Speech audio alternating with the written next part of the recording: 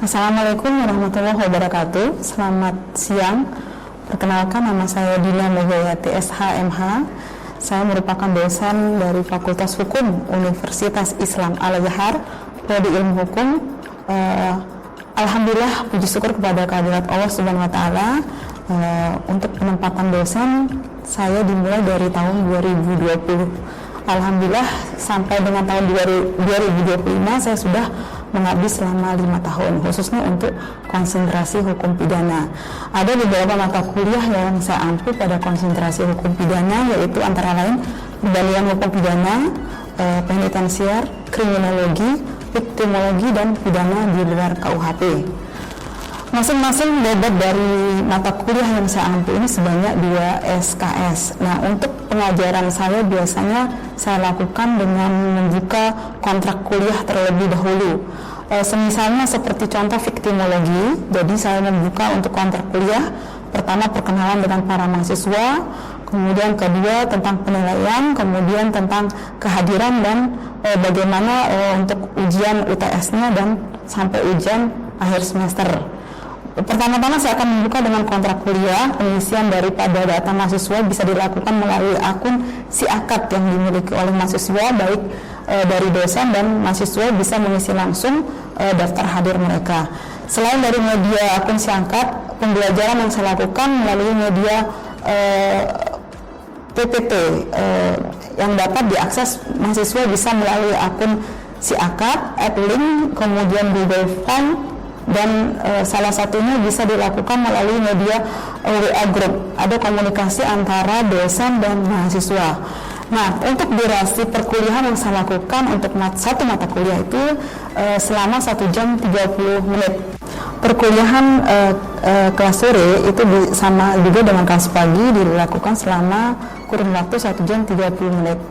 Biasanya perkuliahan kelas sore tidak secara tatap muka, tapi bisa dilakukan secara online, dan jamnya pun kesepakatan antara dosen dan mahasiswa. Nah, untuk pembelajaran mata kuliah ini, CPL yang diharapkan agar mahasiswa setelah melalui proses pembelajaran selama 4 tahun dalam kurun waktu itu, setelah itu bisa dilakukan memperoleh ilmu, bisa diterapkan, bisa disosialisasikan dan berguna untuk mahasiswa baik di dalam pengadilan ataupun di luar pengadilan. Untuk pengabdian yang saya lakukan dalam hal ini ada beberapa hal ini. Dalam hal ini ada terkait tentang anak dan perempuan, khususnya yang ada di Lombok, NTB, Nusa Tenggara Barat. Terakhir saya melakukan pengabdian terhadap kasus prostitusi, dan itu pun masih substansi fokusnya pada anak dan perempuan. Untuk penelitian yang saya telah lakukan dalam beberapa tahun ini juga fokusnya pada anak dan perempuan, yaitu pada kasus pencabulan dan kekerasan terhadap anak dan perempuan. Demikian yang dapat saya sampaikan. Selebihnya saya mohon maaf, dan untuk selanjutnya ada proses pembelajaran yang saya lakukan terhadap mahasiswa di konsentrasi hukum pidana kelas pagi. Terima kasih. Wassalamualaikum warahmatullahi wabarakatuh. Oke, bismillahirrahmanirrahim. Assalamualaikum warahmatullahi wabarakatuh. Waalaikumsalam warahmatullahi wabarakatuh. Oke, kali ini perkenalkan, nama saya Bu Dina Megawati. Untuk materi kuliah kali ini viktimologi. Saya bersama tim teaching saya ya, nanti Bu Farhana Kurnia Lestari yang akan mengajari kalian pada semester ini. Nah, viktimologi ini merupakan salah satu konsentrasi dari hukum pidana ya. Kalian kan sudah masuk perkuliahan semester 6 ya. Untuk konsentrasi hukum pidana salah satunya mata kuliahnya itu viktimologi. Nah, untuk kontrak kuliah kali ini sehat semua ya? Oke. Materi kuliah kali ini viktimologi. Mungkin pernah dengar atau pernah membaca? Ada? Pernah dengar? Viktimologi. Oke, untuk mata kuliah viktimologi ini sebanyak 2 SKS ya. Saya harap nilainya bagus ya. Nanti Bu Dina akan mengajari sampai ujian tengah semester. Jadi penilaiannya nanti dari kehadiran ya, bobot penilaiannya kehadiran, kemudian dari tugas ya, kemudian dari keaktifan. Keaktifan itu beda sama kehadiran ya, keaktifan itu dalam hal bertanya, diskusi ya. Kalau kehadiran ya hadir ya, baik online ataupun offline. Nah, untuk materi ini sampai UTS ya, nanti setelah itu baru dilanjutkan sama tim teaching Bu Dina. Nah, untuk penilaian tadi ya bobotnya 100%. Kemudian untuk kehadiran juga untuk ujian UTS dan sampai ujian UAS itu 100%. Ya. Saya rasa itu ada pertanyaan untuk kontrak kuliah? Ya, kita tepatnya di semester 6 ya. Oke. Untuk materi viktimologi. Nah, ini viktimologi. Saya rasa pernah mendengar ya, kriminologi. Pernah mendengar? Ya. Nah, ini salah satu ilmu hukum pidana yang mempelajari tentang korban, victim. Ya. Silakan coba dilihat di slide itu viktimologi. Victim artinya korban ya, kemudian logi berasal dari kata ilmu pengetahuan dari bahasa Yunani. Jadi viktimologi itu adalah ilmu pengetahuan atau ilmu yang mempelajari tentang korban. Nah, korban ini banyak ya, bukan korban kejahatan saja. Tapi ada nanti di slide selanjutnya nanti Ibu jelaskan. Nah, viktimologi jadi artinya adalah ilmu pengetahuan tentang korban kejahatan. Ya. Oke, selanjutnya. Nah, ini menurut beberapa para ahli ya. Pada intinya ada beberapa pendapat terkait dengan pengertian ilmu viktimologi. Jadi kalau kita fokuskan intinya mempelajari tentang korban. Bagaimana korban itu setelah mengalami tindak pidana. Bagaimana rehabilitasinya. Bagaimana pemulihan dan seterusnya, memakan waktu yang lama, ya. Berbeda halnya dengan kriminologi. Kalau kriminologi kan ilmu yang mempelajari tentang pelakunya, ya, pelaku. Nah, kalau di sini khusus di korban. Oke ya. Nanti silahkan kalian bisa membuka baik dari internet atau dari bahan lainnya ya, pengertian tentang viktimologi. Bu Dina cuma menjelaskan dari beberapa ahli ya. Nah, kemudian untuk lingkup kriminologi sendiri. Nah, ini berbicara mengenai korban kejahatan pada awalnya ya tentu korbannya perseorangan ya. Tapi makin hari ke sini karena hukum pidana itu sifatnya dinamis, progres. Jadi tidak hanya korban perseorangan saja. Tapi dia menyebar lagi, tidak hanya korban perseorangan, sekarang ada lagi istilahnya korban di tingkat dinas atau lembaga. Kemudian ada korban tingkatnya lagi ke masyarakat. Korban perkembangannya semakin meningkat ya. Nah, korporasi mungkin pernah dengar juga ya. Institusi ya, lembaga itu sudah menyebar ya, tidak hanya fokusnya pada korban perseorangan. Nah, kalau korporasi itu mungkin di hukum perdata pernah diajarin ya? Korporasi, ada yang tahu? Belum, ya. Nanti kita bahas sama-sama. Nah, kalau kita lihat di lingkup kriminologi, jadi fokusnya perseorangan atau individu. Nah, sekarang sudah masuk ke korporasi, institusi, pemerintah, bangsa dan negara. Nah, oke. Viktimologi. Nah, tadi pertama dari bahasanya ya. Kemudian yang kedua lingkup. Nah, ini. Oke. Nah, viktimologi. Kemudian kalau sudah dari korban ya, ada korporasi, institusi, pemerintah, bangsa dan ataupun negara.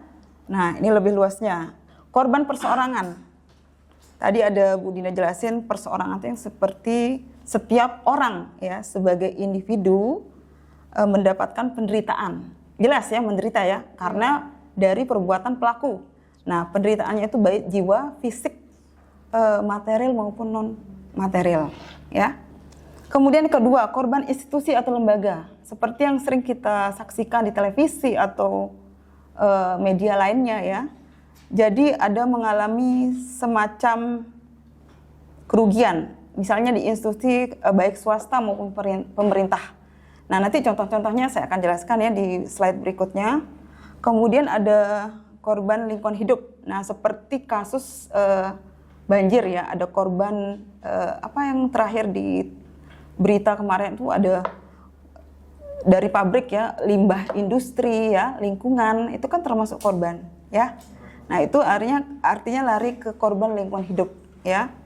Kemudian kita lanjut ke korban masyarakat.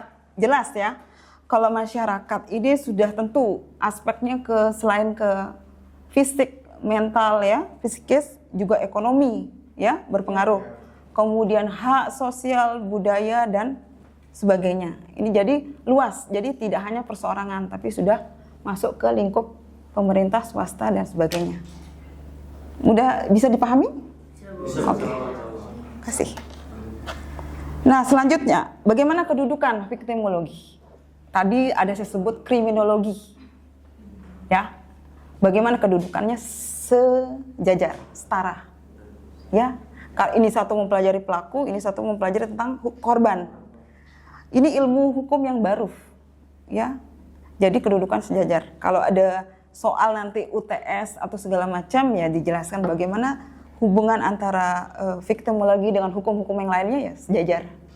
Karena dia menangani tentang korban ya. Oke. Kemudian kita lanjut ke ini nanti kita skip aja.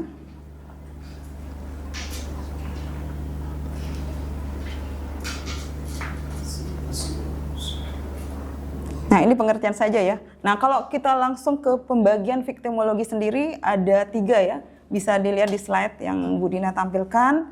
Viktimologi itu ada dalam arti yang sempit ya, khusus, kemudian viktimologi dalam arti yang luas, dan kemudian viktimologi dalam arti yang baru ya. Itu dalam hal pembagian.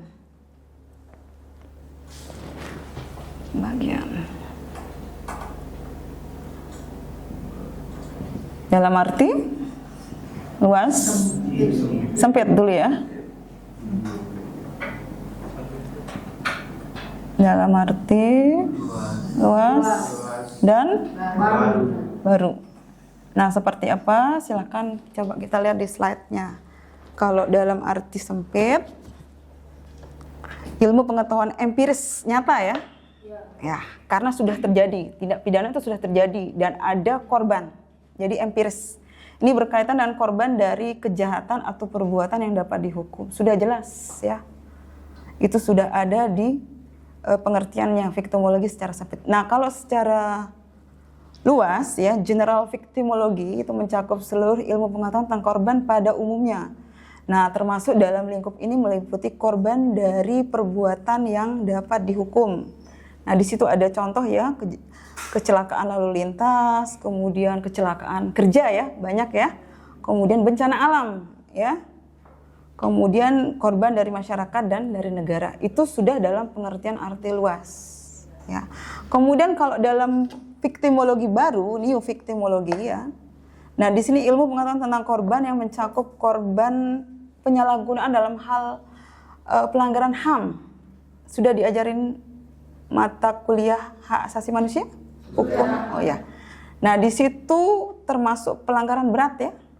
Ya. Kalau dalam viktimologi ini merupakan viktimologi yang baru, new ya. Nah, itu korban dari terorisme, pelanggaran HAM kan termasuk. Nah, itu sudah dalam cakupan viktimologi baru. Jadi luas sekali ya, tidak hanya perseorangan, sudah sampai keluar ya. Nah, kemudian kita lanjut. Nah, kalau ruang lingkup saya rasa tidak ada masalah ya, ruang lingkupnya bagaimana dengan ilmu-ilmu yang lainnya, berdampingan, kemudian saling sejajar ya. Nah, kalau menurut Muladi, salah seorang dari viktimologi ya, ahli viktimologi, menjelaskan bahwa ruang lingkup viktimologi yaitu pertama menganalisis berbagai aspek yang berkaitan dengan korban. Nah, kerugian, kalau kita lihat dari korban mengalami kerugian kan? Nah, itu baik fisik tadi ya, kerugian material, sosial, psikologis, dan lamanya penderitaan, penyembuhannya ya. Itu kan memakan biaya, waktu yang lama. Itu kalau menurut Prof. Muladi ya. Nah, yang kedua, berusaha untuk memberikan penjelasan sebab musabab terjadinya Nggak mungkin ada korban jika tidak ada pelaku. Kapan waktunya, terus tindak pidana. Contohnya seperti kekerasan terhadap anak dan perempuan. Banyak ya. Yang menjadi korban tuh ya jelas anak dan perempuan. Nah, dalam hal ini ruang lingkupnya memang sudah luas ya. Tidak seperti, karena ilmu baru ya, jadi sudah mencakup segala bidang kehidupan. Nah, yang ketiga, menciptakan dan mengembangkan suatu sistem kebijakan. Kebijakan seperti apa? Nanti kita akan bahas itu ya di slide berikutnya. Nanti silakan dibaca. Nah, di sini ada korban dan kejahatan. Saya rasa pernah mendapatkan materi terkait apa itu kejahatan, apa itu pelanggaran. Ya, pernah ya di semester 2 kalau nggak salah. Apa itu kejahatan tuh beda ya sama pelanggaran. Beda dari segi hukumannya, dari segi contohnya banyak ya. Saya rasa rekan-rekan semua sudah mengerti ya. Nah, kemudian kenapa? Nggak ada. Kita lanjut lagi ya. Oke. Nah, ini menurut ahli aja ya. Nanti silahkan dibaca ya, karena banyak sekali ya pengertian-pengertian yang terkait dengan korban. Oke. Nah, kalau kita lihat dari Kongres PBB sendiri ya, ada macam-macam korban ini. Lagi ya, kebagi lagi, ada korban kejahatan konvensional. Pernah dengar? Korban non konvensional. Itu pembagian berdasarkan Kongres PBB ya.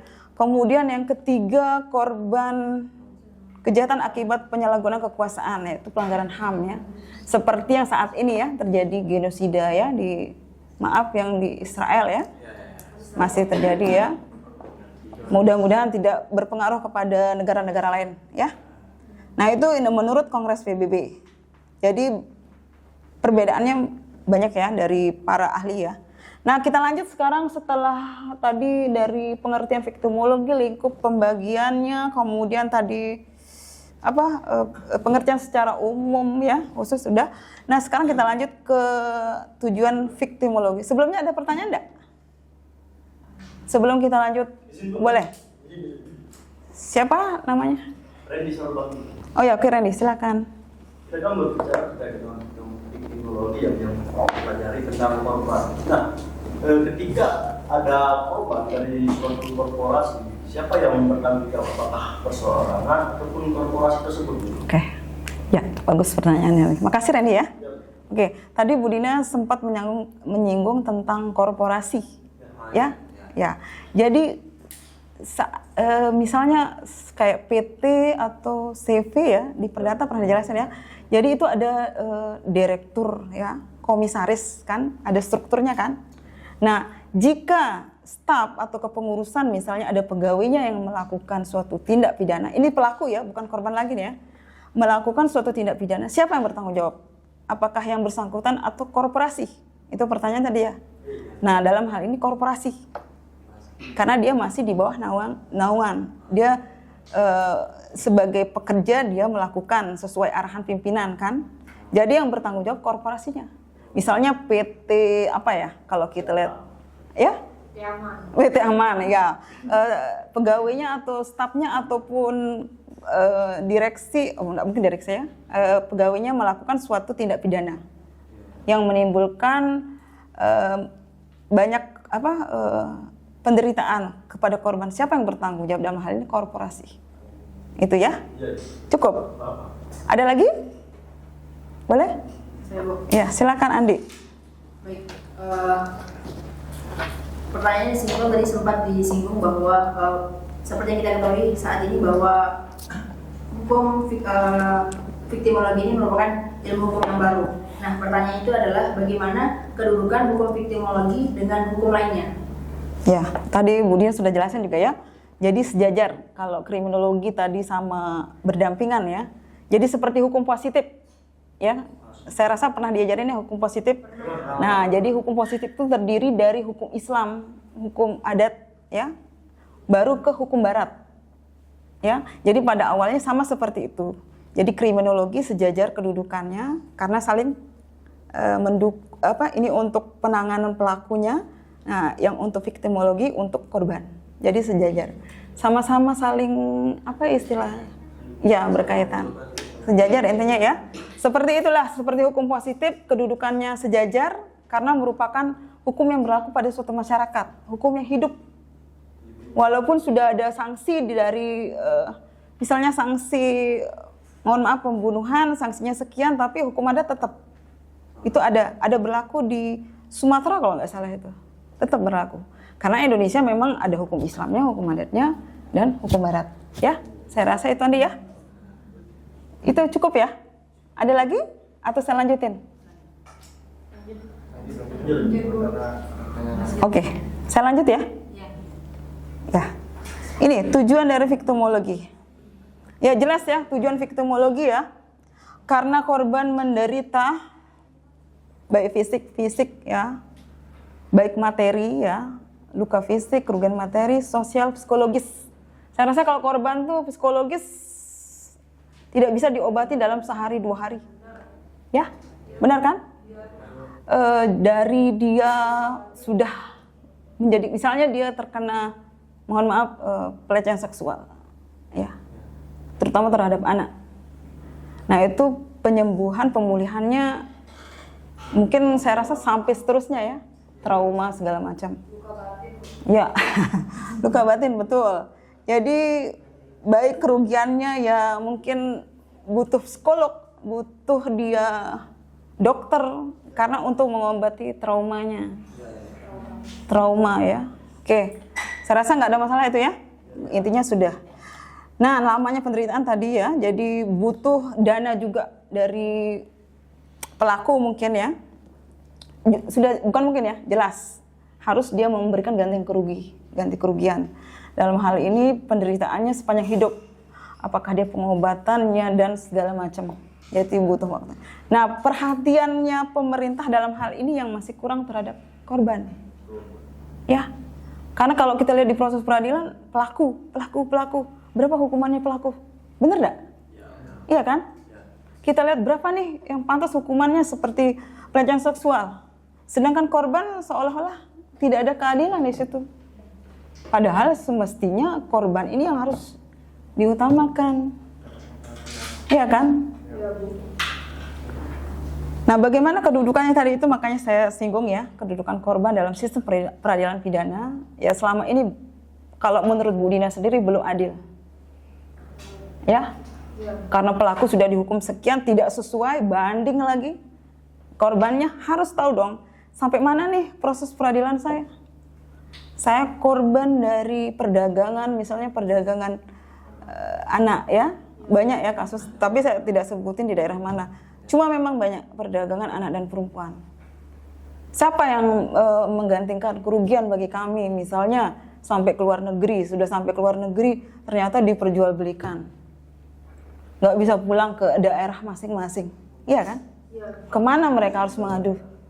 Ya korban yang dalam hal ini. Tapi kalau sudah melalui proses peradilan, nah itu tidak adilnya ya kalau menurut Bu Dina. Tapi silakan rekan-rekan bisa menganalisis sendiri ya. Nanti di semester 5 itu ada semester 5 atau 6 itu ada, semester 7 ada praktik peradilan. Nanti di situ kalian bisa melihat proses peradilan baik yang untuk dewasa maupun untuk anak-anak. Jadi beda ya. Oke, kita lanjut lagi. Sebentar. Nah, ini saya rasa kalau luka fisik sudah ya, perlu visum ya. Nggak harus ya, bukan nggak perlu, harus. Itu sebagai alat bukti ya, bahwa yang bersangkutan telah melakukan misalnya pelecehan seksual, oke ya. Saya rasa itu kerugian materi sudah jelas tadi yang saya jelas dari awal. Kemudian sudah ada biaya ya, biaya pengobatan, kemudian akomodasi, transportasi. Nah, kerugian sosial. Nah, ini dari lingkungan masyarakat. Efeknya betul-betul bagi korban ya. Karena berkaitan dengan pribadi. Kalau misalnya korban dari pelecehan seksual jelas-jelas itu ya dari masyarakat. Ya, jelek-jeleknya lah dapat perguncingan di masyarakat. Oh, yang ini sudah. Nah, itu kan itu efeknya ke korban. Itu kerugian dari sosial dan psikologis. Kemudian ini nanti silahkan dibaca ya. Psikologis.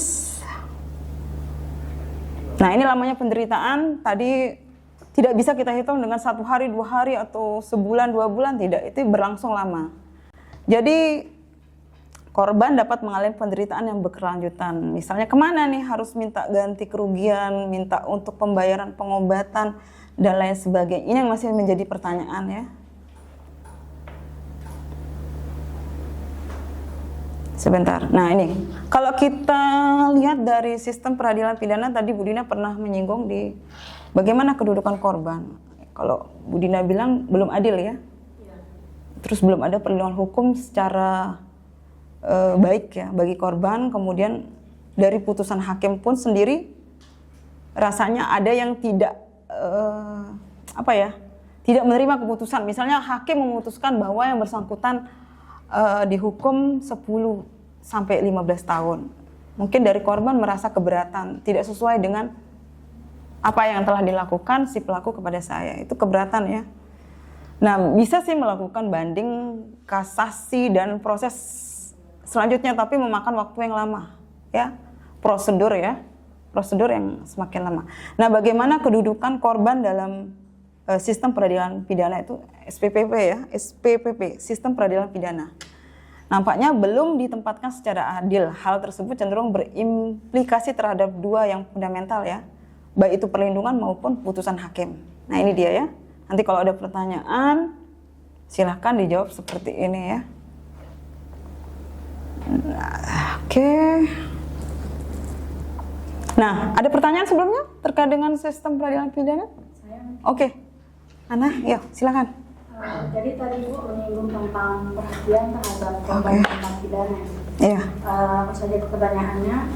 Bagaimana kedudukan korban tindak pidana dalam sistem peradilan pidana? Seperti yang kita ketahui Ibu bahwa perilaku pelaku yang difokuskan atau yang diutamakan dan sebagainya dalam jenis proses peradilan tindak pidana itu bagaimana dengan pelaku, dengan korban Ibu?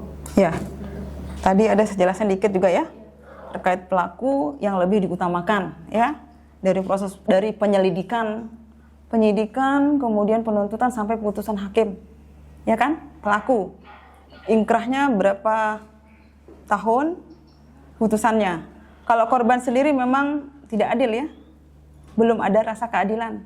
Jadi merasa tidak betul-betul dalam hal ini mereka tidak difokuskan ke korban.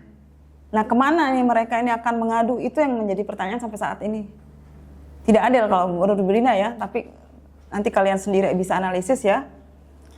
Nah, itu belum tercukupinya rasa ingin tahunya korban. Misalnya dalam proses peradilan yang berjalan lama, tidak ada jawaban apa hukuman yang harus diberikan kepada pelaku. Itu menjadi pertanyaan kami ya. Mungkin saya rasa itu ya belum adil ya, belum ada rasa keadilan. Jadi wajib mereka harus menanyakan kemana nih, sampai mana kasus saya, ya. Jadi saya rasa itu ya. Nah, mungkin materinya sampai ini dulu ya. Kita bisa melanjutkan untuk materi selanjutnya. Saya rasa cukup ya, karena waktu kita 1 jam ya. Untuk absensinya nanti lewat akun si akad ya. Semua sudah punya ya masing-masing. Nanti dari kehadiran yang paling tinggi, Bu Dina harapkan hadir ya, tepat waktu juga. Tapi ada keringanan waktu sih sekitar 15 menit dari kehadiran. Nah, mungkin itu saja ya. Nanti materi selanjutnya kita akan membahas pada pertemuan selanjutnya. Ya, terima kasih banyak. Assalamualaikum warahmatullahi wabarakatuh.